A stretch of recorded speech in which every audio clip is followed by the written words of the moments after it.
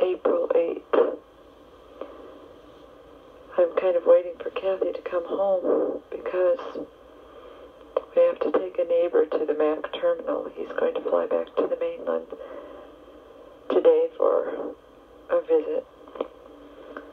I'm really dead tired. Last night, about 10 o'clock, 400 wives, military wives, got on buses. Well, actually, no, there were about 300 military wives, and there were about 100 doctors and nurses.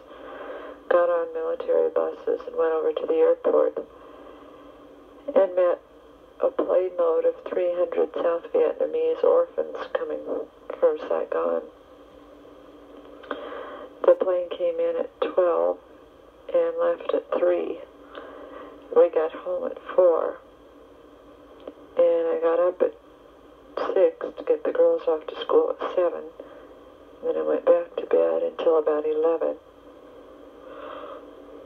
It was really a mess last night. There were 191 babies under a year old and 100 children between a year and about 6 or 8. It's hard to describe something like that, to let you know what it was really like. The babies were very, very sick. They all had diarrhea.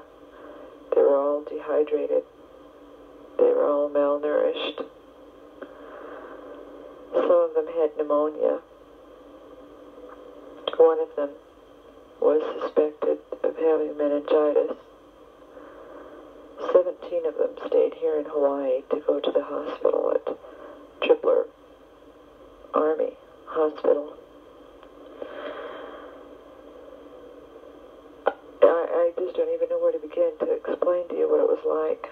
Many of them had sores all over their bodies.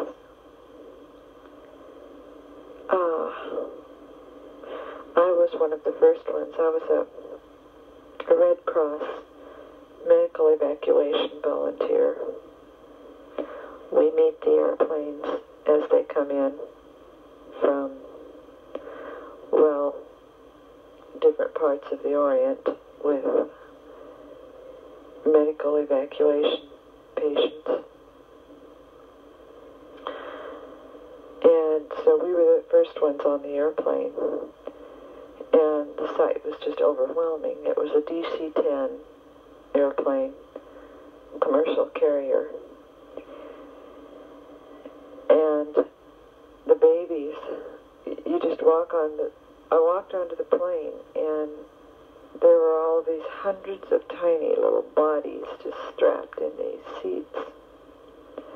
They had cardboard boxes lying on the seats, and the seat belts coming up through the cardboard boxes, and the babies were strapped in.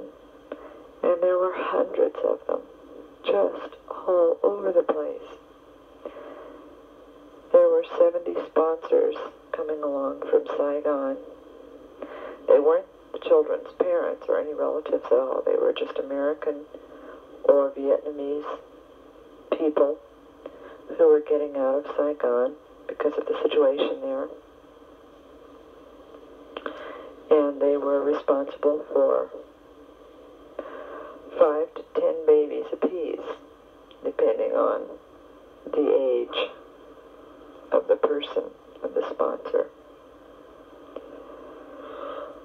I took care of a little boy that must have been, the little boy I took care of was about 6 months old. Well, no, he was probably about 4 months old, but he was actually the size of a newborn baby. He was very tiny. He was quite dehydrated, very listless.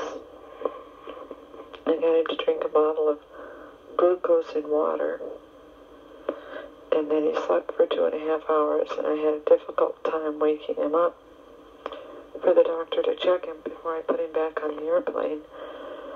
So they just about kept him to put him in the hospital. However, they tagged him as dehydrated and put him back on a plane. Each baby had a tag around their ankle with numbers on it. Some of them had names on it.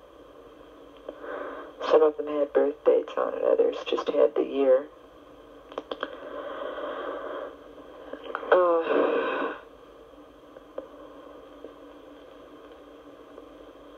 It's hard to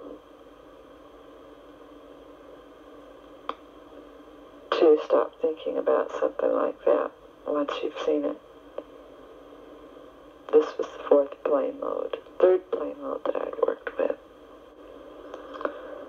About 50% of them are half black, half Vietnamese. A lot of them are half white, half Vietnamese.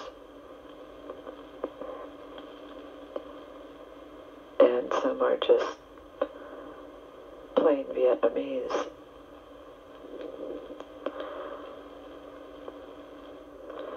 This was definitely the worst plane load that has come in so far, and it may be the very last plane load. The South Vietnamese government one minute says they're going to cut off the baby airlift,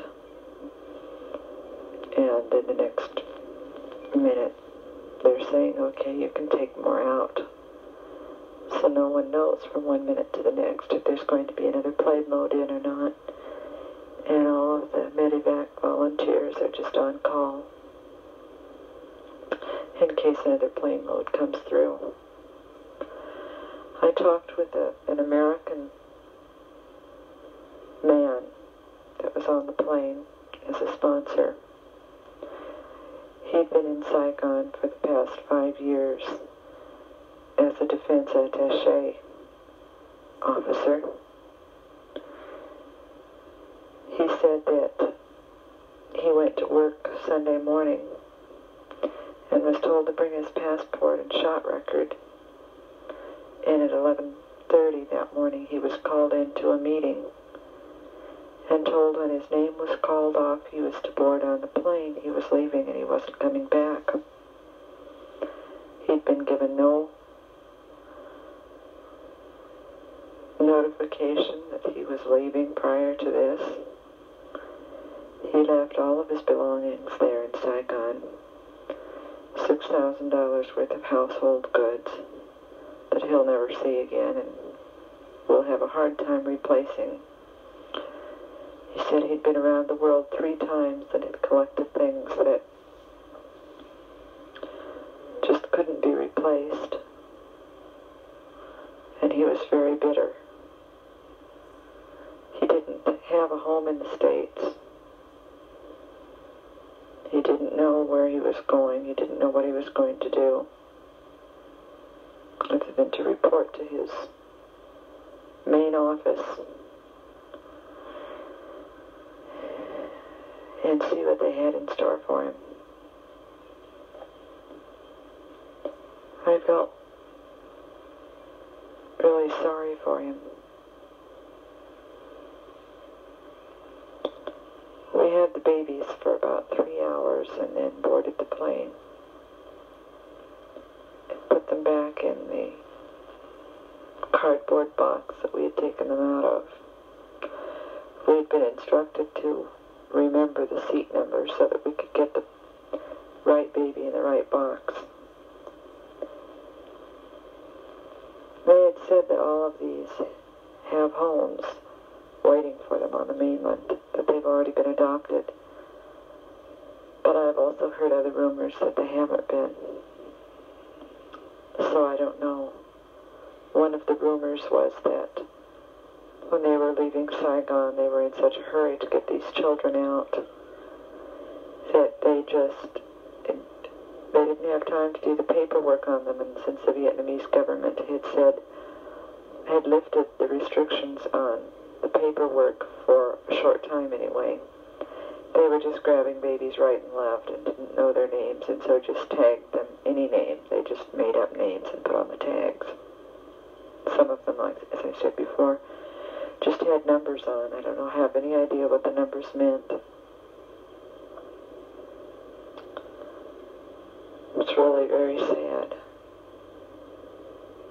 Makes me wonder what's going to happen to the little boy that I took care of last night, and to the little girl that I took care of yesterday noon. The plane load that came in that had, 50 or 60 babies on it.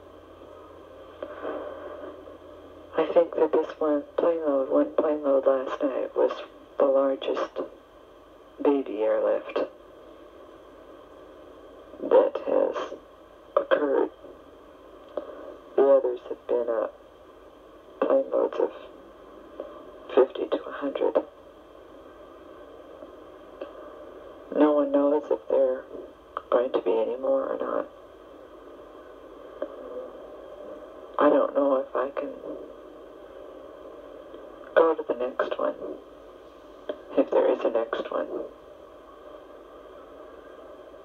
I guess somebody needs to help take care of them though, so I'll probably try to go.